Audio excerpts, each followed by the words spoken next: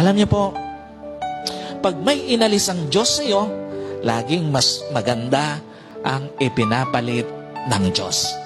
Maniwala ka, pag may inalis sa iyo ang Diyos, laging mas maganda ang ipinapalit ng Diyos. Pag may inalis ang Diyos sa iyo, laging kakumpletuhan mo ang ipapalit ng Diyos. At pag may inalis ang Diyos sa iyo, laging deserve mo ang ipapalit ng Diyos. At pag nagpalit na ang Diyos, ito na yung for life, mamahalin ka. Ito na yung for life, magiging tapat sa iyo. Ito na yung for life, mag-i-stay na sa tabi mo.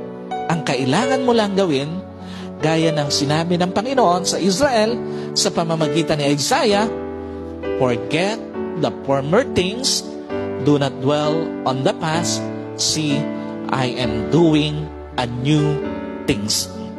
Sabi ng Panginoon, kalimutan mo na yung mga nakaraan. Tingnan mo, may ginagawa ako ng mga bagong bagay para sa iyo.